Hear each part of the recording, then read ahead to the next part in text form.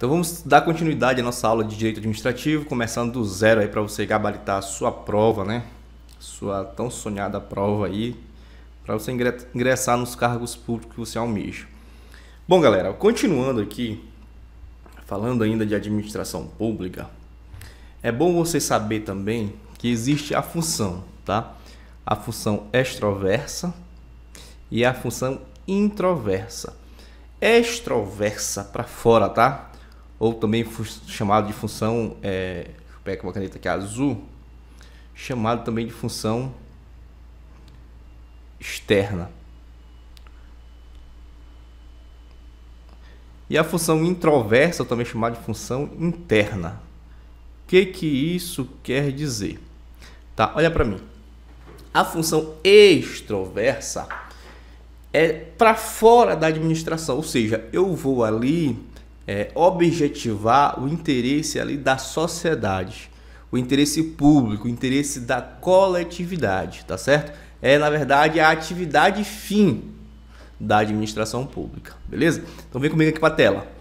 Ó, função extroversa diz respeito à atividade fim, que eu já falei, da administração pública, visando atender o interesse público primário. Professor, o que é esse interesse público primário? Olha para mim aqui. O interesse público primário é o que exatamente é a atividade fim. Eu vou buscar ali o interesse da coletividade. Tem uma questão de prova que fala o seguinte: o princípio da supremacia do interesse público sobre o privado. Esse interesse público seria o primário ou secundário? Aí, nesse caso aí, seria o primário, porque o que é supremo, que está em condição de superioridade, é o interesse da coletividade. Tá certo? Então, continuando aqui, voltando aqui para a tela, interesse público primário em benefício, tá? Em benefício diretos dos cidadãos. Já a função introversa ou interna se refere à atividade meio, atendendo à necessidade da coletividade de forma imediata, visando a garantia do interesse público secundário. Aqui, o interesse aqui é o interesse do Estado, ou seja, o interesse da máquina administrativa, abarcando as normas e atividades no que concerne ao pessoal, aos bens públicos, à estrutura organizacional, tá certo? Então, o interesse aqui, ele é secundário. Por exemplo, uma medida administrativa visando organizar a administração pública. Aqui é uma função introversa, é uma função interna, tá certo? Aqui a gente está buscando aqui o interesse da administração. Não é de forma direta o interesse público, o interesse da sociedade, do cidadão, tá certo? Então, a administração pública você vê na função extroversa e na função introversa. Muito fácil, né? E agora eu vou trazer o conceito aqui de direito administrativo, beleza? O que visa aí o direito administrativo? Vou pegar aqui o marca-texto. Vou pegar aqui a cor amarela. O direito administrativo é o conjunto de normas jurídicas de direito público que disciplinam as atividades administrativas necessárias à realização dos direitos fundamentais e à organização e funcionamento das estruturas estatais e não estatais encarregadas do seu desempenho, que é um conceito do professor Marçal Justin Filho. O direito, né? O direito, ele é dividido em direito público e direito privado. Direito privado. No direito público, nós temos a figura do Estado, tá certo? A figura do Estado aqui pode ser numa relação jurídica com o particular. E aqui, o Estado aqui ele está numa relação, né? Se for, por exemplo, no âmbito do direito administrativo, o Estado aqui estaria numa condição de superioridade. Toda vez? Não, nem toda vez. O Estado, às vezes, ele entra no ramo do direito privado. Como assim, professor? Imagine o Estado, né, comercializando outras coisas, né, através de uma empresa pública, por exemplo, de uma sociedade de economia mista. Nesse caso aqui, ele está dentro do direito privado. Então, em regra, o Estado, né, a relação dele com o particular de direito público. Então, mas didaticamente aqui, ó, só voltando, as disciplinas, vamos voltar em relação às disciplinas. As disciplinas, elas são divididas em direito público e direito privado. Tá certo? Por exemplo, direito público, direito administrativo, que a gente está estudando, direito tributário, direito penal, direito privado, direito civil, o direito privado, ele rege as relações privadas, né? As relações dos particulares ali que estão em pé de igualdade ali. Agora, isso não quer dizer que, não vai confundir também a questão de normas de ordem pública. As normas de ordem pública, elas estão presentes tanto nas disciplinas de direito público quanto nas disciplinas de direito privado. Por exemplo, num contrato entre particulares, pode haver ali uma norma de ordem pública, beleza? Que é de observância obrigatória. Então não vá confundir. Na verdade, pessoal, o direito, ele é uno. O direito ele é um só. Agora, didaticamente, dividiu-se em esses dois ramos, né? O direito público e o direito privado. Beleza? O direito público tem por objeto principal a regulação do interesse da sociedade como um todo, compondo-se de normas que visam a disciplinar as relações jurídicas em que o Estado aparece como parte. Então, o Estado, ele é parte aqui, né? Eu tenho o Estado e o particular. O Estado, ele é parte, então eu tenho uma disciplina aqui de direito público. Se eu tiver aqui, por exemplo, um particular e um particular. Aqui nós temos uma relação de direito privado, né? Aqui nós vamos estudar disciplinas de direito privado, beleza? Muito fácil isso aí, né? O direito privado, ele regula os interesses dos particulares, né? Tutelando as relações travadas entre as partes. Então, muito tranquilo isso aqui. Vamos pegar outro conceito aqui de direito administrativo. Vamos pegar aqui o marca-texto para a gente dar continuidade. O direito administrativo é o ramo do direito público que tem por objeto os órgãos, agentes, as pessoas jurídicas administrativas que integram a administração pública, a atividade jurídica não contenciosa que exerce e os bens que se utiliza para a consecução de seus fins de natureza pública. Este conceito aqui é da professora Maria Silvia Zanella de Pietro. Então veja que aqui, ó, ele traz o quê? Ela traz, na verdade, a professora traz um conceito bem abrangente aqui do direito administrativo. Primeira coisa que ela disse, é um ramo do direito público. Ou seja, o Estado aqui, ele é parte na relação jurídica.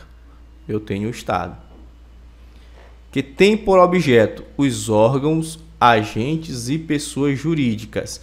Aqui eu poderia até dizer que seria a administração pública, bem nessa primeira parte, em sentido subjetivo. Tá bom? Que integram a administração pública.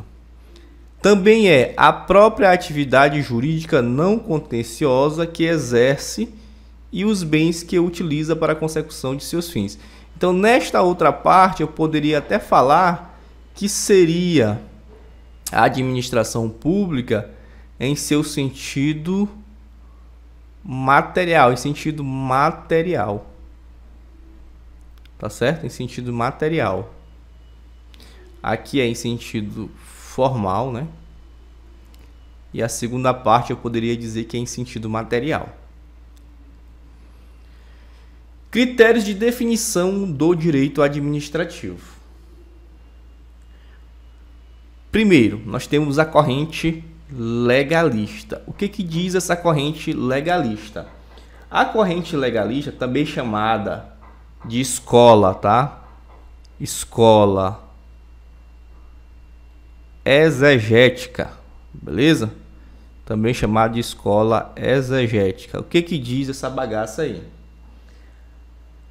Para essa escola, o direito administrativo ele se resume no conjunto de legislações administrativas existentes no país.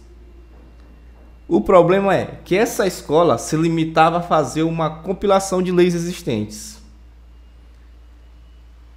Ou seja, ela reduzia o direito administrativo a esse conjunto, né, de normas, né, ou seja, esse conjunto de leis. Ou seja, a corrente legalista ela se limitava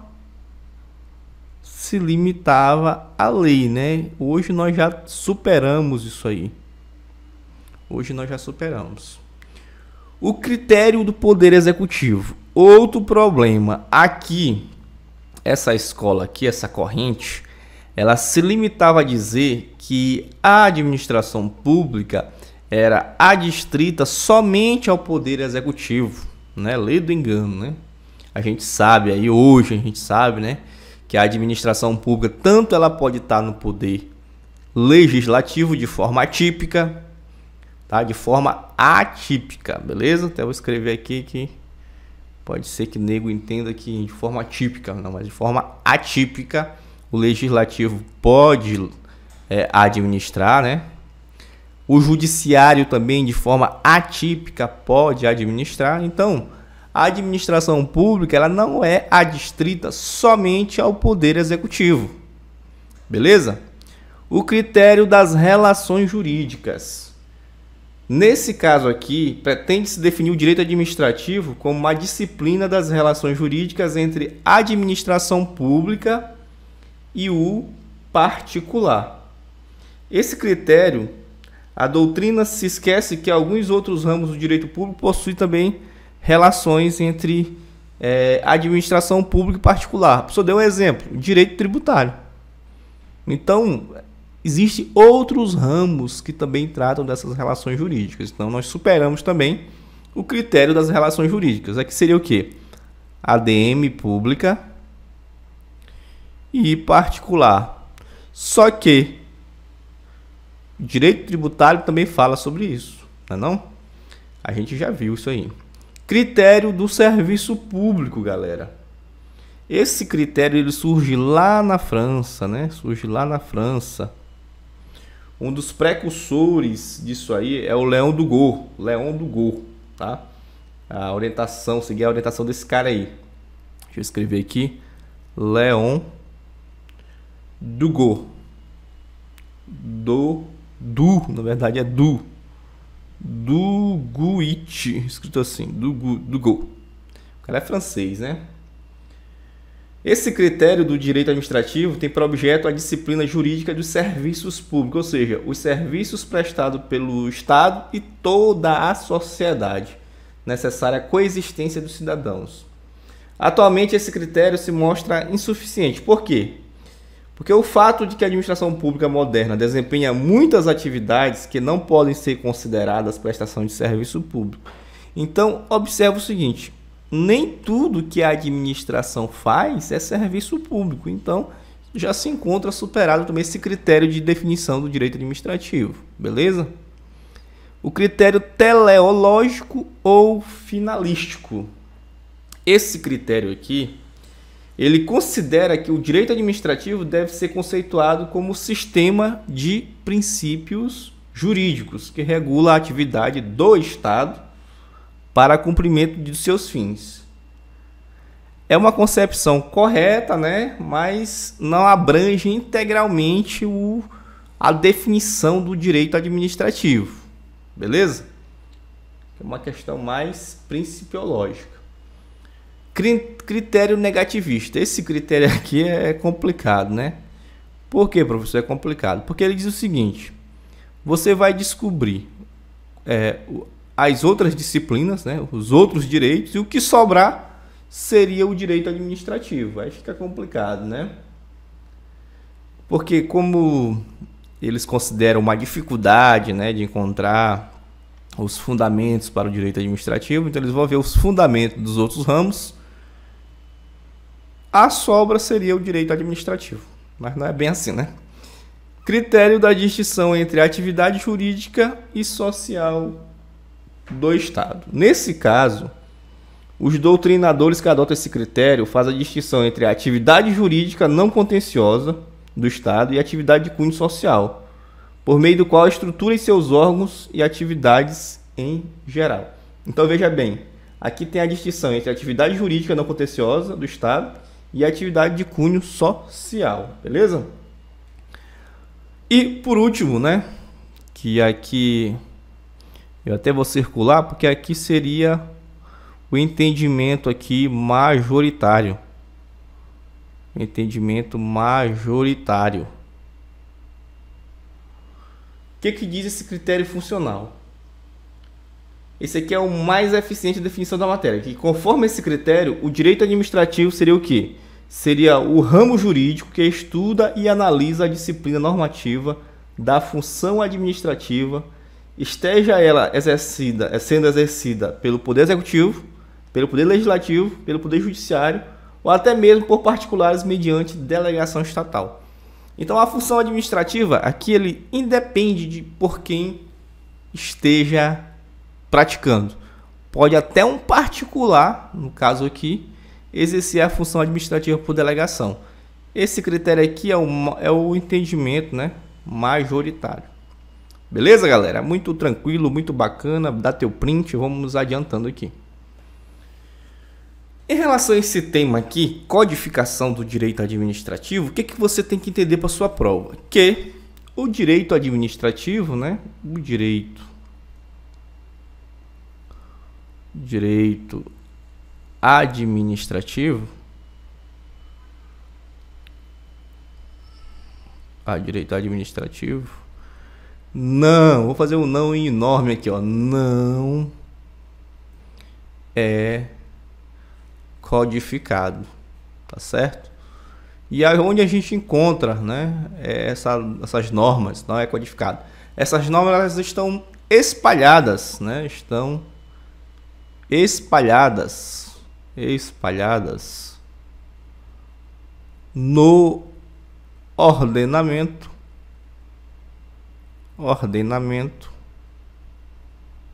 jurídico. Professor, eu não entendi nada. Tá, olha para mim aqui. Olha bem para mim. O direito administrativo, ele não tem um código. O Código de Direito Administrativo, Código da Administração Pública, não tem. Por exemplo, Código Penal tem, né? O Código Civil tem, o Código Tributário tem. Consolidação das leis do trabalho tem. Então, os outros ramos, eles têm um arranjo, né?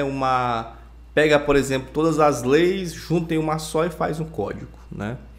No direito administrativo isso não acontece. As normas elas estão espalhadas no ordenamento jurídico.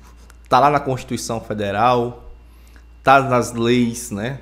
Nas leis ordinárias, nas leis complementares, tá nas normas infralegais, né? Que estão abaixo da lei, tá nas resoluções, enfim, o direito administrativo está espalhado por tudo enquanto é lugar.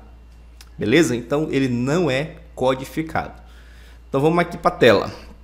Continuando aqui, as fontes do direito administrativo, galera. Vamos lá. Fontes do direito administrativo. A primeira fonte é a lei. Isso aqui é bem claro, né? Eu vou dizer que aqui é a fonte direta, né? Fonte direta e principal, tá? Aqui você já elimina uma galera, ó. Elimina uma galera de seus concorrentes.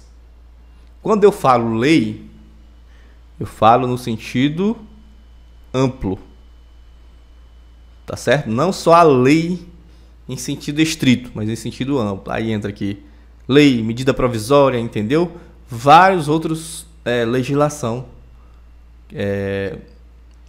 eu considero, né, fonte direta e principal, beleza? É a fonte primordial do direito administrativo brasileiro, em razão da rigidez que o ordenamento jurídico no Brasil estabelece em relação ao princípio da legalidade. Mas na frente você vai ver o princípio da legalidade, né, que a gente vai estudar os princípios da administração pública, beleza? Então você já sabe que a lei é a fonte direta e principal, e a lei aqui está no sentido amplo da palavra.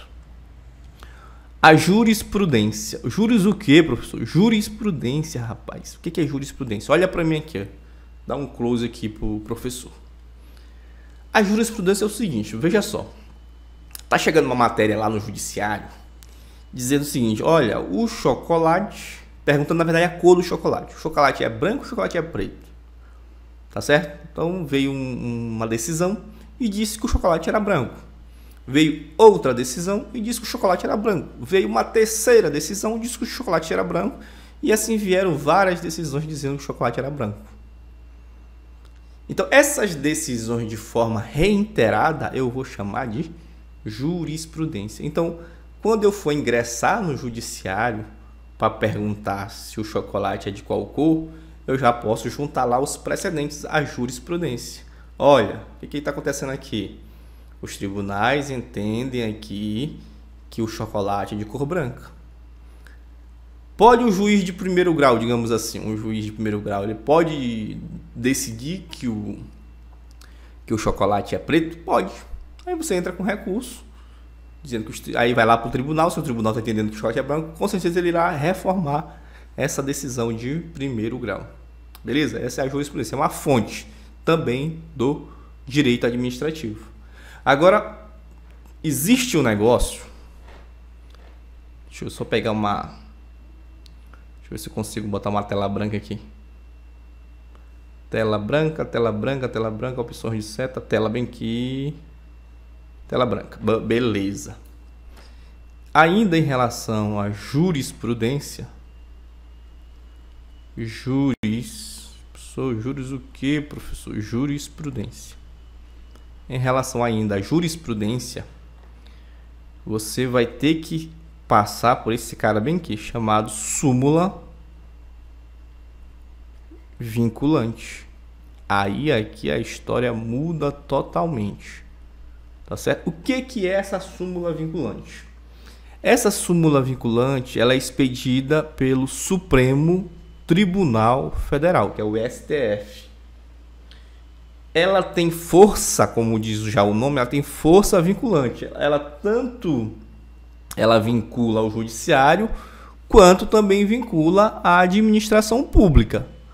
Então, nesse caso aqui, nesse caso de súmula vinculante, seria aqui uma fonte principal. Uma fonte principal.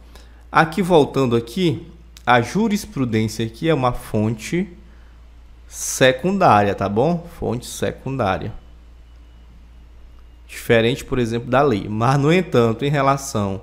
Ih, rapaz, sumiu a tela lá. Em relação à súmula vinculante, aí já é uma fonte principal. Professor, o que é uma súmula vinculante? Lá no artigo 103, tá? Artigo 103A da Constituição Federal, diz que o STF, que é a nossa Corte Suprema, pode, de ofício ou mediante provocação, por meio da decisão proferida por 2/3, né, dos ministros lá, dos membros, após reiteradas decisões sobre matéria constitucional, aprovar súmula que, a partir de sua publicação na imprensa oficial, terá efeito vinculante. Tá certo? Então, os ministros do Supremo Tribunal Federal, mediante 2/3 dos votos, poderiam aprovar, né, matérias que já vêm sendo julgadas de maneira repetitiva, de maneira reiterada, transformar em uma súmula vinculante depois de publicada oficialmente. Aí sim, a súmula vinculante, ela vai vincular todo mundo, tanto o judiciário quanto a administração pública, tá certo? Agora, você que é um rapaz inteligente, uma menina inteligente, você vai me perguntar, professor, e se a administração pública ela pratica um ato administrativo em desconformidade com uma súmula vinculante, ou então uma decisão judicial em desconformidade com uma súmula vinculante. Aí, nesse caso, se ocorrer um negócio desse, cabe aí a chamada reclamação constitucional. Professor, que diacho é essa reclamação constitucional? Como o nome já está dizendo, você vai reclamar, né? Você vai fazer uma ação diretamente para o STF, para o Supremo Tribunal Federal, relação a isso aqui, né? Existe um caso aqui que diz que, né, já é entendimento pacificado, que contrato nulo. O que é contrato nulo, galera? Aqui, por exemplo, nesses municípios pequenos, acontece muito questão de contrato precário, né? O prefeito contrata alguém e aí, quando ele sai do mandato, o cara entra com uma ação, né, pedindo todos os direitos dele trabalhista. Só que esses contratos precários são chamados de contratos nulos, né? E a competência para processar e julgar é da Justiça Estadual. O que acontece? Às vezes o cara entra lá na Justiça do Trabalho e o juiz do trabalho conhece esse processo, e julga. Nesse caso aí, o procurador do município poderia entrar com uma reclamação constitucional, porque já é uma súmula vinculante, né? Já é um entendimento do Supremo Tribunal Federal que a competência para julgar, no caso aí, na verdade, eu até vou verificar se já é súmula vinculante, mas já é entendimento pacificado do Supremo Tribunal Federal que contrato nulo a competência da Justiça Estadual e não da Justiça Trabalhista. Então caberia também aqui uma reclamação constitucional. Mas voltando aqui, né? Só fiz um parêntese. Tô voltando aqui. Súmula vinculante. Agora, se for uma súmula vinculante, não tem nem dúvida. Reclamação constitucional. Contrariou súmula vinculante, reclamação constitucional no STF. Beleza? Tô voltando aqui. De novo, a doutrina, né, é outra fonte do direito administrativo. A doutrina, galera, é o seguinte, também é uma fonte, né, secundária, uma fonte... A doutrina, ela influencia a jurisprudência, ela influencia as leis, né, mas ela é uma fonte secundária, tem apenas esse poder de estar influenciando. O que seria a doutrina? Seriam estudos, né, de pessoas, de acadêmicos, pessoas estudiosas, né, que começam a discutir um determinado tema, colocam isso em um livro, né, e se torna uma doutrina. Os costumes. Os costumes também são fontes do direito administrativo? Certamente. Os costumes, pessoal, também é uma fonte secundária, né? Os costumes sociais, né, se apresentam como um conjunto de regras não escritas que são, todavia, observadas de modo uniforme por determinada sociedade. Beleza? Em relação à administração pública, né, ela pode, por exemplo, influenciar uma decisão. Como assim? Vamos imaginar que não existe vedação lá na administração pública que o cara conceda determinado benefício, né? Então já virou costume conceder determinado benefício para um servidor. Então ele concede, não tem nenhuma lei vedando isso, né? Concede. E aí uma outra pessoa entra com requerimento e ele não concede, né? Então já virou um costume lá. A pessoa entra na justiça, né? Diz que a administração tem o costume de conceder determinado benefício, então ele poderá conseguir aí uma decisão procedente em relação a eles, né? Então já virou aí um costume. O costume seria uma fonte também secundária, né? Princípios gerais do direito, né? Princípios são normas abstratas, né? Servem de o quê? De fundamento para a legislação, para o ordenamento jurídico como um todo, né? São normas, os princípios eles são normas, né? São normas não escritas que servem de base para o ordenamento jurídico como um todo, né? Sem previsão legal expressa. Então aqui o princípio seria no campo assim mais filosófico, digamos assim, né? ele serve de sustentáculo para decisões, para o ordenamento jurídico como um todo, né? Princípio da dignidade da pessoa humana, né? Princípio da supremacia, né? Um princípio aí que muita gente ouve, na verdade, que não se pode permitir que alguém se beneficie de sua própria torpeza, né? Esse é um princípio, né? O outro, tratados internacionais, né? Os tratados internacionais também servem como fontes do direito administrativo. E aqui a competência aqui é do presidente, né? O presidente tem competência privativa para assinar, né? Para celebrar com tratados internacionais. Beleza? E depois vai passar para aprovação no Congresso Nacional. Se versar sobre direitos humanos e for aprovado aí por 3/5, né?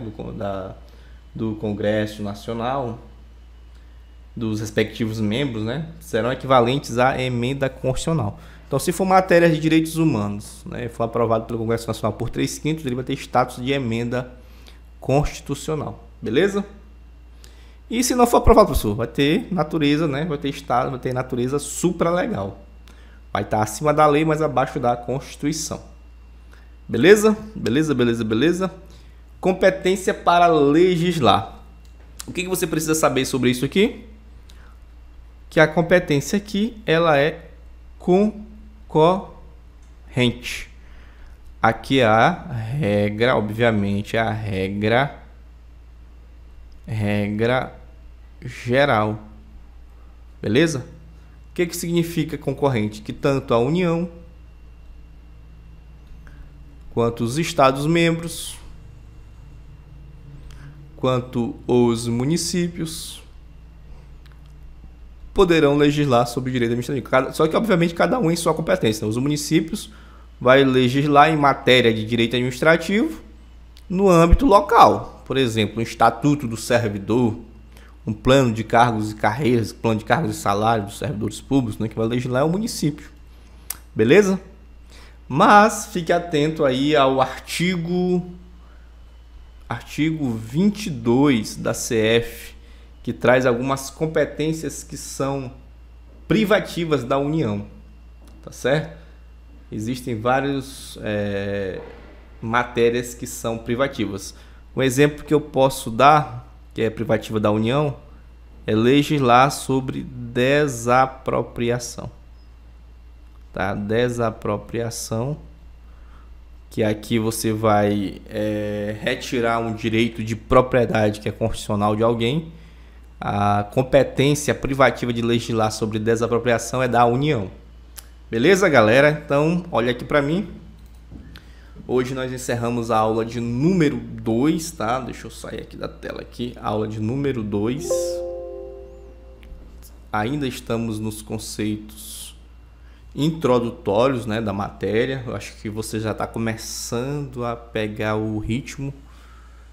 Se você não está entendendo muito, não se preocupe, porque conforme as aulas vão vindo, você vai adquirindo mais, vai ficando aí com a casca mais grossa, né? E vai começando a adquirir mais conhecimento em relação a isso aí. Às vezes eu posso ter falado um termo que é lá da frente, que você não entendeu, mas não se preocupe. De degrau em degrau a gente chega lá, beleza? Eu só peço que você inscreva-se no canal para não perder o próximo vídeo. Deixe o like aqui, também é muito importante. E até a próxima aula, pessoal. Muito obrigado. Falou!